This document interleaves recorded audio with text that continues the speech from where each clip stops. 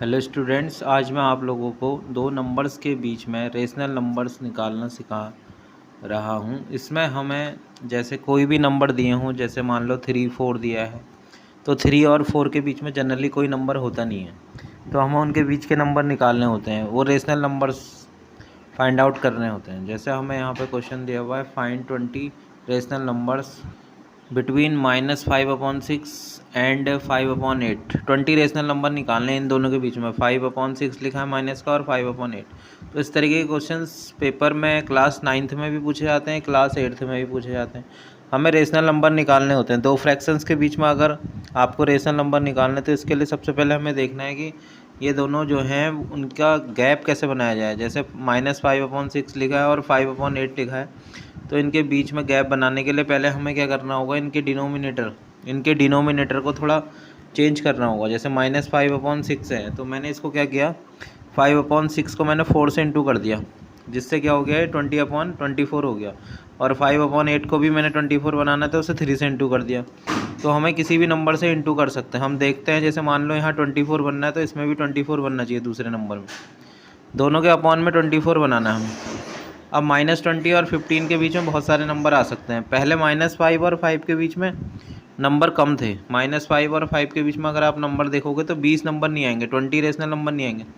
लेकिन अब -20 और 15 के बीच में बहुत सारे नंबर हैं। ये देखो, -19 है, -18 है, -17, -16, -1, इतने सारे नंबर तो ये है।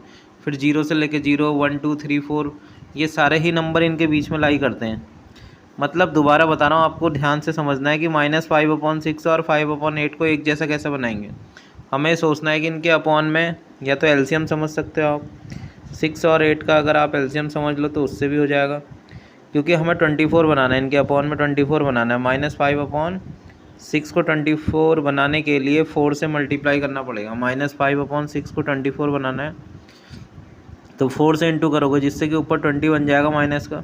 अब इसको 24 बनाना है 8 को, तो 3 से इंटू करोगे, जिससे कि ये भी 24 बन जाएगा। अब -20 और 15 के बीच में बहुत सारे नंबर आ सकते हैं। तो इस तरीके से हमें मल्टीप्लाई और डिवाइड वाला मेथड लगाना होता है। इसमें हमें देखना पड़ता है कि उनके बीच में गैप कैसे बनेगा। गैप कैसे बनाना है, उनके डिनोमिनेटर को सेम करना है। जैसे सेकंड क्वेश्चन ये है, -2 और 0, तो -2 और 0 के बीच में सिर्फ एक ही नंबर है, -1। लेकिन हमें 15 निकालना है, 15 रेशनल नंबर निकालने हैं इनके बीच में। तो हमें क्या करना है, -2 को 10 से इंटू करना है। अब नीचे भी 10 से इंटू करा और ऊपर भी, तो ऊपर 10 से इंटू करेंगे तो कितना हो जाएगा, -20/10।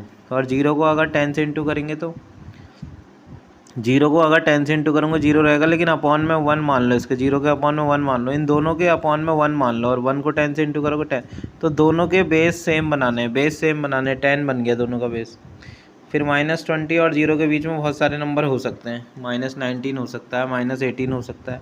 वैसे बहुत सारे नंबर हो सकते हैं इनके बीच में। अब क्योंकि हमने इन नंबर को क्या कर दिया, चेंज कर दिया। -2 और 0 लिखा था, -2 और 0 के बीच में कोई नंबर नहीं होते वैसे, लेकिन हमने -2 और 0 को इस तरीके से बना दिया। देखो, ये मल्टीप्लाई डिवाइड करा है। -2 के नीचे 1 मान लो, इसके अपॉन में 1 मान लो।